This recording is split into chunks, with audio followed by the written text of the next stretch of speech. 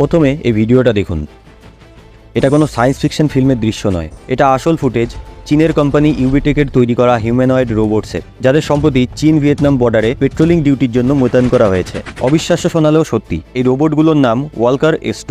ওরা মানুষের মতোই দেখতে, উচ্চতা প্রায় 1.76 মিটার এবং মানুষের মতোই সহজে হাঁটাচলা করতে পারে। সবচেয়ে চমকপ্রদ ব্যাপার হলো এই রোবটগুলো মাত্র 3 মিনিটের মধ্যে নিজেদের ব্যাটারি নিজেরাই বদলাতে পারে, ফলে এগুলো অবিরাম 24 ঘন্টা কাজ করতে পারে। চীনের শিল্প মন্ত্রণালয় 2003 সালে যে নির্দেশ জারি করেছিল তার লক্ষ্য ছিল 2005 সালের মধ্যে একটি ন্যাশনাল হিউম্যানয়েড রোবোটিক সিস্টেম গড়ে তোলা, এবং এখন মনে হচ্ছে এই মিশনেরই সূচনা হয়েছে। ইউবিটেক ইতিমধ্যেই ওয়াকার রোবটসের জন্য 112 থেকে 153 মিলিয়ন ডলারের অর্ডার পেয়েছে। কোম্পানিটি এই বছরের শেষে 500 ইউনিট আর 2027 সালের মধ্যে 10,000 ইউনিট তৈরির পরিকল্পনা করেছে। এই রোবটগুলি ইতিমধ্যেই BYD এবং গিলিয়ের মতো বড় গাড়ি প্রস্তুতকারক সংস্থার কারখানায় কাজ করছে। তবে এখন এই রোবটগুলোকে চীন ভিয়েতনাম বর্ডারে পেট্রোলিং ডিউটির জন্য ব্যবহার করা হচ্ছে। এই মুহূর্তে এদের কাজ হচ্ছে যাত্রীদের পথ দেখানো, যানবাহনকে নির্দেশ দেওয়া, ভিড় পর্যবেক্ষণ করা এবং কার্গো বা মালামালের তদারকি করা। কিছু রোবট অলিগলিতে টহল দিয়ে ভিড়ের নকশা এবং বন্ধ পথ পর্যবেক্ষণ করবে, আর কিছু রোবট কন্টেনারের আইডি ও সিল পরীক্ষা করে তথ্য পাঠাবে। কিন্তু ভাবুন তো, যে গতিতে চীন এগোচ্ছে সেই দিন কি খুব দূরে,